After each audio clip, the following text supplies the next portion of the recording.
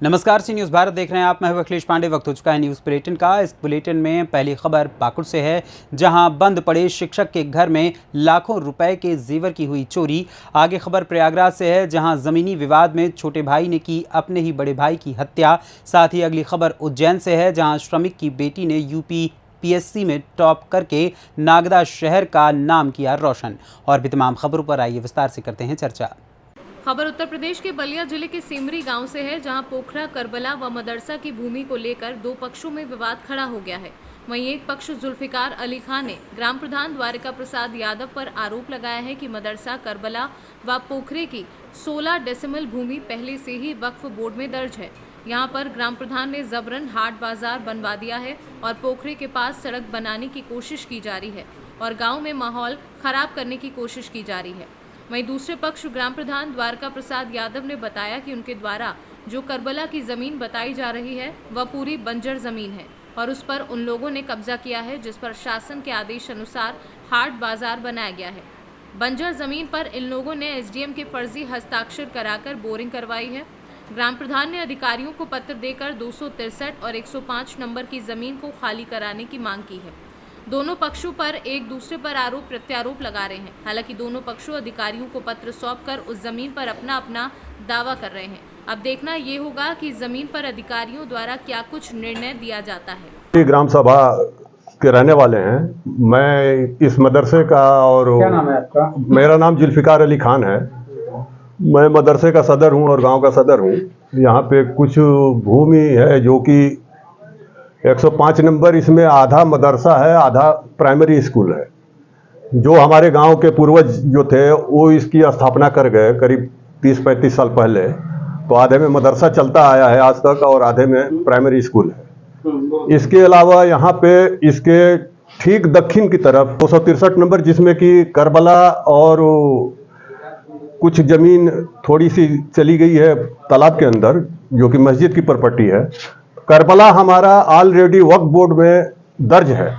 1985 में 16 डिसमिल हमारी जमीन करबला की वक्फ बोर्ड में दर्ज है। लेकिन यहाँ का प्रेजेंट अभी जो ये प्रधान है, वो जबरन यहाँ पे हाट बनवा दिया है, जो कि हमारी करबला की भूमि थी, जहाँ पे जनाजे की नमाज होती थी, गांव की बारात रुकती थी, गांव का कोई भी फेस्टिवल होता था या त्यौहार होता था, सारे उत्सव यहीं मनाए जाते थे। इसके अलावा हिंदुओं का छठ पूजा भी यहीं होता था। किसी की गाड़ी वगैरह, बड़ी बस वगैरह आती थी, यहीं खड़ा होता था। कोई नेता वगैरह आते थे, यहीं भाषण होता था। मैं द्वारका प्रसाद यादव, ग्राम प्रधान से रामपुर। ऐसा है कि करबले की जो जमीन मिल रही है 263, आज टोटल बंजर जमीन है, जो कि इन लोगों के कब्जे में है। बात समझ रहे हैं? ठीक है, हम दोनों के कब्जे में है। उस पर हाट बाजार बनवाई गई, शासन के आदेशानुसार बना है। दूसरी बात कि बंजर के जमीन में लोग फर्जी दस्तखत कराकर SDM महोदय का बोरिंग करा लिए, जो कि संज्ञान में SDM महोदय को भी दिया गया था। उन्होंने इस बात को रखा कि हम इस पर कार्रवाई करेंगे। कोई कार्रवाई नहीं की गई। दूसरी बात कि पोखरे में कम से कम 10-15 लाठा बंजर जमीन है। भाई बंजर सबकी है, तो आप एक तो मस्जिद का मार के खा रहे हैं मछली, और वहाँ हिंदू और किसी को उसमें सहभागिता नहीं मिलती है। मिलना चाहिए कि नहीं मिलना चाहिए? एक रास्ते का प्रकरण है जो भर बिरादरी के पोखरे के सटा हुआ जा रहा है। 10 से 15 लाठे तक जमीन बंजर है। उसके बाद बलिया से सी न्यूज़ संवाददाता आनंद दुबे की रिपोर्ट। खबर बलिया से है, जहां माफिया बिना अनुमति के बालू का परिचालन कर रहे हैं, साथ ही ऊपर से ओवरलोडिंग भी कर रहे हैं। वहीं एक तरफ जहां बिहार सरकार सोनगोल को केवल बिहार राज्य में गाड़ियों से भार क्षमता के हिसाब से बालू ढोने की अनुमति देती है, वहीं सरकार की सुरक्षा के जिम्मेदार अपने हक की वसूली के लिए दोगुने भार की गाड़ियों को यूपी की सीमा में भेज देती है। वहीं 2 से 3 घंटे की मगजमारी के बाद जब ड्राइवर माझी सारण स्थित जयप्रभा सेतु पर सोनगोल लेकर पहुंचते हैं, तो एक बार पसीना पोंछकर कहते हैं, जनाब अब हम यूपी में हैं। ऐसा कुछ नहीं कि यूपी में मगजमारी नहीं है, लेकिन बिहार जितनी नहीं है। अब सबसे बड़ा सवाल है कि बिहार में केवल ओवरलोडिंग की कीमत चुकाने में ट्रक मालिक परेशान हो जाते हैं, फिर यूपी में बिना अनुमति के बालू का परिचालन, ऊपर से ओवरलोडिंग कैसे और किस हिसाब से हो रही है। बलिया से सी न्यूज़ संवाददाता राजू गुप्ता की रिपोर्ट। खबर पाकुड़ जिले से है, जहां मुफस्सिल थाना क्षेत्र अंतर्गत हीरा नंदनपुर गांव में डीएवी के शिक्षक गौरी शंकर के 10 दिन से बंद पड़े घर से करीब 3 लाख रुपए के जेवर की चोरी हो गई। घर में सारा सामान बिखरा हुआ था। चोरों ने 5 बंद दरवाजे पर लगे ताले को तोड़ा और अंदर घुसे और उसके बाद अलमारी का ताला तोड़कर सोने के जेवर लेकर चंपत हो गए। पीड़ित शिक्षक गौरी शंकर ने बताया कि उनका पूरा परिवार लगभग 10 दिन से गर्मी की छुट्टी में अपने घर भागलपुर गया था। रविवार को पड़ोसी द्वारा सूचना मिली कि उनके मकान में चोरी हो गई है। जब हम लोग घर पहुंचे तो देखा कि अलमारी का दरवाज़ा खुला हुआ था, गोदरेज का लॉकर भी खुला हुआ था। जब सारे सामान की खोज की गई तो उसमें से सोने की अंगूठी, चांदी की पायल, सोने की चेन गायब थी। शिक्षक ने बताया कि चोरी की घटना की सूचना मुफस्सिल थाना प्रभारी को दी है, जहां मौके पर अपने दल बल के साथ पुलिस पहुंची और जांच में जुट गई है। व्यक्ति है डीएवी के टीचर हैं गौरी शंकर। उनके घर में बीते रात में, जैसे बताया जा रहा है कि बीते रात में उनके घर में चोरी हुआ है और उनके घर से जेवर के जिनका मूल्य करीब 2-2.5 लाख रुपया होगा, उसको लेकर के चोर भागा है। उनसे पूछने में बताया कि उनके द्वारा कैश उस घर में नहीं था, कैश का चोरी किसी तरह कर नहीं। 10-12 दिन पहले हम लोग यहाँ से घर गए थे, भागलपुर गए थे गर्मी छुट्टी में। तो 2-1 दिन के गैप कर करके हम लोग पड़ोसी से पूछते रहते थे कि क्या हालचाल है, कैसा है, नहीं सब कुछ ठीक है कि नहीं। सब कुछ नॉर्मल बताते थे। परसों भी हमको बगल के पड़ोसी से बात हुई है, उन्होंने बोला है सब कुछ ठीक है, कहीं कोई दिक्कत नहीं है। लेकिन आज सुबह हमको खबर यहाँ से फ़ोन गया कि आपके घर का लॉक टूटा हुआ है, तो आप जितनी जल्दी हो सके गाड़ी पकड़ के आ जाइए। तो लॉक मतलब कि मेन दरवाजा टूटा हुआ वो लोग देखे थे, वो हमको खबर की। फिर हमने ही कहा उनको एक बार अंदर भी देखिए क्या हाल नहीं है। वो लोग हल्का सा घुसे थे, आप थोड़ा देखे, वो सब सामान वहाँ बिखरा पड़ा है, लेकिन हम लोग कुछ करेंगे नहीं। हम लोग एक ताला से लगा देते हैं बाहर, एक ताला वाला बाहर लगा के हम लोग का इंतजार कर रहे थे। तो हमको सबसे पहले एक जयनगर हावड़ा मिली, वही ट्रेन पकड़ के आए। तो लेट आती ही है, तो यहाँ आते थे 1:30 बजा दिया। तो यहाँ आके थोड़ा देखे अपनी नज़र से, फिर हम लोग थाना को खबर की, थाना से लोग आए, इंक्वायरी करके गए हैं। कितने दिनों से बाहर थे आप? हम लगभग 12 दिन। लगभग 12 दिन से थे। यहाँ अगल बगल सारे लोगों को पता होगा लगभग? हाँ, क्यों नहीं बताऊँगा। क्या नाम है आपका? मेरा गौरी शंकर। क्या कुछ चोरी हुई है सर घर में? अभी तो प्रथम दृष्टया दिख रहा है कि जेवर का जो एक बॉक्स था हमारे पास, वो नहीं है, बॉक्स ही नहीं है। जब एक डब्बा था उसमें बहुत सारा जेवर रखा हुआ था, बस वो जेवर का डब्बा नहीं है। बाकी और कुछ तो लग रहा है कि है, लेकिन अब ये लोग गए हैं पुलिस वाले, अब हम लोग अपने हाथ से खोजेंगे।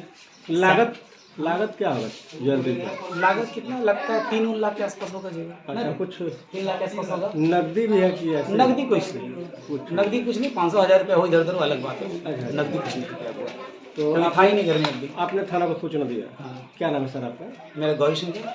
क्या काम करते हैं? काम यहाँ डीएवी स्कूल में टीचर हूँ। पाकुड़ से सीनू संवाददाता अभिषेक तिवारी की रिपोर्ट।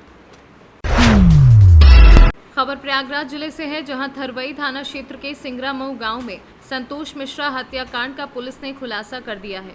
संतोष मिश्रा को उसके सगे छोटे भाई ने ही अपनी पत्नी और एक अन्य के साथ मिलकर मौत के घाट उतार दिया था। मामला जमीन विवाद से जुड़ा रहा है। आपको बता दें कि 45 वर्षीय सिंगरामऊ गांव निवासी संतोष मिश्रा 29 मई की रात को आम के बाग में सोते समय अज्ञात लोगों ने वजनदार वस्तु से सिर कूचकर उनकी हत्या कर दी थी।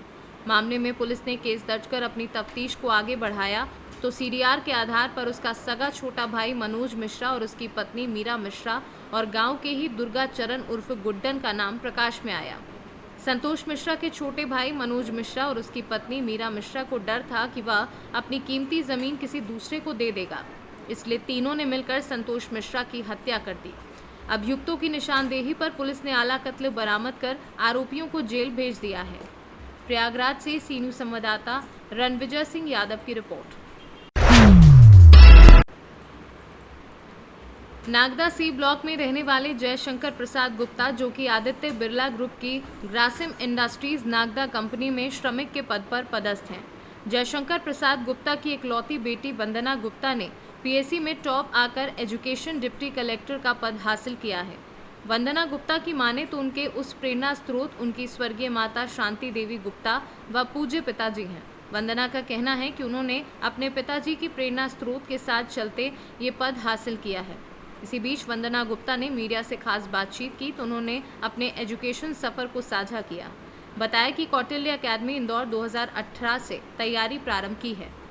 मुझे आज प्रसन्नता और गर्व है कि हमारे शहर के बिटिया वंदना, उनके पिताजी जय शंकर जी गुप्ता जी, इन्होंने आज पीएससी की जो बी क्लास की जो सर्विस होती है उसमें सफलता अर्जित करी है। और 2-3 चीज़ें बहुत महत्वपूर्ण है। एक तो ये कि श्रमिक की बेटी अगर किसी ऊंचाइयों पे पहुंचती है, मैं ये नहीं कहूँगा कि श्रमिक की बेटी नहीं पहुंचती, लेकिन अभावों में जी के साधनों की कमी के बाद में, सुविधाओं की कमी के बाद में, और एक और विशेष बात यह है कि बिटिया की मम्मी कोरोना के समय जिनका देहांत हो गया हो और जिस बिटिया के सिर से माँ का साया उड़ जाए, और वो भी मुझे लगता 2021 का जो कोरोना की बीमारी थी उस समय, तो बहुत सारी विपरीत परिस्थितियों, और मैं हमेशा एक चीज़ कहता हूँ कि नदी की धार के साथ में सब लोग बहते हैं। किस पद को पाने में आपने मेहनत की? प्रेरणा स्रोत मुझे मेरे पिताजी से, अगर मेहनत करने का स्रोत है तो मुझे पिताजी से मिला है, क्योंकि उन्होंने बहुत मेहनत की अपने लाइफ में। और अगर लक्ष्य निर्धारित करके केवल फोकस होने का प्रेरणा स्रोत मेरी मम्मी थी। उन्होंने हमेशा मुझे प्रेरित किया कि आपका यही लक्ष्य है, आप एक बेटी हो और आप अगर सफल होगी तो आपके साथ साथ 10 बेटियां और सफल होंगी। इसलिए मेरे प्रेरणा स्रोत मेरे माँ बाप ही हैं। किस तरीके से आपको समस्याओं को झेलना पड़ा इस पद को पाने में, या फिर पढ़ाई में कोई सुविधा या असुविधा प्राप्त हुई कभी? असुविधाओं का देखा जाए तो हम लोग हॉस्टल में रहते हैं, कई बार भोजन अच्छा नहीं होता, सुविधाएं अच्छी नहीं होती, घर से दूर रहते हैं, तो इमोशनली डिस्कनेक्शन भी लगता है, घर आने की भी इच्छा होती है, घर वालों की भी याद आती है। फिर उसके बाद कभी कभी 12-15 घंटे पढ़ने के बाद ऐसा लगता है कि अभी बहुत लंबी प्रक्रिया हो गई है, इस वजह से लगता था कि अभी क्विट कर दें, लेकिन घर वालों का साथ होता है तो हमें मोटिवेशन मिलता रहता है। उसके बाद कोरोना काल में मेरी मम्मी का देहांत हो गया। उसके बाद का सफ़र मेरे लिए बहुत ही मुश्किलों भरा था, क्योंकि मैं इमोशनली बहुत ज़्यादा वीक हो चुकी थी, और अपने आप को फिर से खड़ा करना, फिर से पढ़ाई में जुटना और फिर से उस लक्ष्य को प्राप्त करना, वो मेरे लिए बहुत मुश्किल भरा था। इस बात को लेकर आप सबसे ज़्यादा श्रेय किसको देना चाहेंगे? सबसे ज़्यादा श्रेय मेरी अपनी माँ को देना चाहूँगी। मेरा इसमें आखिरी सवाल ये रहेगा कि जो पद आपको मिला है, ये पद यहीं तक सीमित रहेगा या इससे ऊपर जाने की आपकी संभावना, और उसके लिए आप क्या क्या कर्तव्य निभाना चाहेंगे? जो मुझे अभी पद मिला है वो उस पद पे मैं अब मेरा जो भी कार्यभार होगा, मेरा जो भी रिस्पॉन्सिबिलिटी होगी, मैं उसको बखूबी निभाऊंगी। और डिपार्टमेंट का पार्ट होने की वजह से अगर मैं बहुत अच्छा काम करती हूँ तो मुझे प्रमोशंस भी मिलेंगे, लेकिन मैं अभी और भी प्रयास मेरे अभी बाकी हैं MPPSC के, और मेरे पास और भी अपॉर्चुनिटी है, तो मैं और भी आगे जाना चाहूँगी। जिस तरीके से आज देख रहे हैं आपकी लोगों अधिकारियों को पद मिलता है और वो कर्तव्यहीन कार्य करते हैं या कुछ कर्तव्यों को बना के कार्य करते हैं, उसमें आप क्या कहना चाहते हैं? मैं उसमें यही कहना चाहती हूँ कि ये सब इंसान के परवरिश और वैल्यूज़ होते हैं, और मेरा वैल्यू सिस्टम ऐसा है कि मैं कभी भी अनइथिकल कार्य नहीं कर सकती, क्योंकि मैं बहुत ही अंदर से इथिकल पर्सन हूँ। और मेरी माँ ने, मेरे पिताजी ने हमेशा कर्तव्यों को पालन करने और ईमानदारी से चीज़ों को निभाने में निभाया, और मेरी वैल्यू सिस्टम ऐसा है कि मैं इस पद पे जाने से पहले कभी मेरे पद डगमगाएंगे नहीं। मैं इतना गौरवान्वित महसूस कर रहा हूँ कि मुझे बहुत ही गौरव हर्ष के विषय है, इतना ज़्यादा कि पूछिए मत। और बच्ची को मैं यही बोलूँगा, भगवान उसको और सफलता दें और अपने काम में निर्भय होकर और ईमानदारी से काम करें, देश सेवा करें। और मैं उसको बहुत सारा आशीर्वाद दे रहा हूँ, और पब्लिक में रहे तो बढ़िया से, जैसे अभी डर के काम किसी से नहीं करना है, अपनी ईमानदारी से काम करना है। बिल्कुल। किस तरीके से आपने बच्ची को पढ़ाने के लिए मेहनत की और किस तरीके से उसको उस मुकाम तक लाने के लिए आपका क्या क्या प्रयास रहे हैं? मैंने बच्ची को पढ़ाने के लिए मैंने बहुत ही अथक प्रयास किया हूँ, परिवार को चलाने के लिए, बच्चों को पढ़ाने के लिए, इनको मोटिवेट करने के लिए, इनकी सारी आवश्यकताओं को मैं पूरा करता रहा। मतलब मैं दिन में रात में ड्यूटी करना, बाहर कॉन्ट्रैक्टरशिप करना, मैं एक क्लास कॉन्ट्रैक्टर हूँ विद्युत विभाग में, और रेलवे में भी काम करता हूँ, लेकिन मैंने दोनों मैनेज करना, मैंने 16-16, 18-18 घंटा जॉब किया हूँ दोनों जगह मिला के। और मैं इसीलिए यही चाहा कि मेरे बच्चों का कोई कमी न आए, आर्थिक तंगी। उज्जैन से सी न्यूज़ संवाददाता सुरेश जाटवा की रिपोर्ट। खबर देवरिया जिले से है, जहां देवरिया से दिल्ली आना और जाना हो गया है आसान। कैबिनेट मंत्री सूर्य प्रताप शाही ने अपने गाँव में पकाहा से दिल्ली के लिए 3 नई बस सेवा शुरू की है। ये बस सेवा राजधानी बस सेवा के नाम से जानी जाएगी, और राजधानी बस सेवा में 3 बसें शामिल हैं। कृषि मंत्री ने बस को हरी झंडी दिखाई, जिससे लोगों में जबरदस्त उत्साह देखने को मिला। राजधानी बस सेवा की शुरुआत पर ग्रामीणों ने जोरदार स्वागत किया। वहीं कृषि मंत्री ने बताया कि ये बस सेवा देश और प्रदेश की राजधानी को जोड़ेगा। कुल 3 बसें राजधानी बस सेवा में लगाई गई हैं। आने में लोगों को सुविधा मिल सकेगी। बात किया गया है कि उत्तर प्रदेश और बिहार के बॉर्डर जो मेरा गांव कहाँ है, वहां से दिल्ली के बस की शुरुआत कराई गई है। ये बस सेवा उत्तर प्रदेश की राजधानी लखनऊ और देश की राजधानी दिल्ली दोनों को जोड़ेगी और इस श्रृंखला में 3 बसें नियमित रूप से चलेंगी, जिसकी वजह से संचालन ठीक प्रकार से हो सके। एक बस यहाँ से चलेगी, दूसरा दिल्ली से चलेगी और तीसरा जो है वहाँ से चलेगी और चौथा वहाँ से फिर पहले गई होगी वो लौटेगी। तो इस तरीके से बिना गैप के कल से यह आज शुरू कर दिया गया है और कल से ठीक प्रकार से ये सेवा चलेगी। मैं उनके देवरिया से सीनू संवाददाता ज्ञानेंद्र नाथ मिश्रा की रिपोर्ट। खबर आगर मालवा से है, जहां आदर्श बलाई समाज विकास समिति नलखेड़ा के तत्वाधान में प्रतिभा सम्मान समारोह एवं युवक युवतियों का परिचय सम्मेलन का भव्य आयोजन किया गया। कार्यक्रम का शुभारंभ सदगुरु कबीर साहिब एवं बाबा साहब भारत रत्न बौद्धिस्ट भीमराव अम्बेडकर जी के चित्र पर कुमकुम अक्षत पुष्पमाला एवं दीप प्रज्वलन कर किया गया। वहीं आदर्श बलाई समाज विकास समिति नलखेड़ा के द्वारा कक्षा 10वीं और 12वीं में 70% से अधिक अंक अर्जित करने वाले छात्र छात्राओं को शील्ड, प्रमाण पत्र एवं नकद राशि भेंट कर सम्मानित किया गया। इसी प्रकार समाज में विवाह योग्य युवक युवतियों का परिचय सम्मेलन आयोजित कर जीवन साथी के चयन को सहज मंच प्रदान किया गया। कार्यक्रम में 10वीं 12वीं के लगभग 100 छात्र छात्राएं सम्मिलित हुए तथा 21 युवक युवती परिचय सम्मेलन में सम्मिलित हुए। आगर मालवा से सीनू संवाददाता लाट सिंह चौहान की रिपोर्ट। परतापुर थाना क्षेत्र के अचरौंडा गांव के रहने वाले आर्मी के जवान सचिन राणा ने एसएसबी पास आउट लेफ्टिनेंट बनकर गया बिहार से ट्रेनिंग लेकर अपने गांव अचरौंडा पहुंचे तो आसपास के लोगों ने उनका फूल मालाओं से स्वागत किया। सचिन राणा ने बताया कि उनके पिता महकार राणा और भाई, माता, दादी और पत्नी का सहयोग रहा, जिस कारण वह आर्मी की जॉब के साथ साथ एसएसबी पास कर लेफ्टिनेंट के पद तक पहुंचे। जिसके बाद आसपास में ग्रामीणों ने फूल मालाओं के साथ ढोल नगाड़ों पर देश के जवान और गांव के बेटे लेफ्टिनेंट सचिन राणा का नाचते कूदते जोरदार स्वागत किया। इसी दौरान कार्यक्रम में सतवीर राणा, राजकुमार राणा, शैलेंद्र राणा, नवीन राणा सहित ऋषिपाल मौजूद रहे।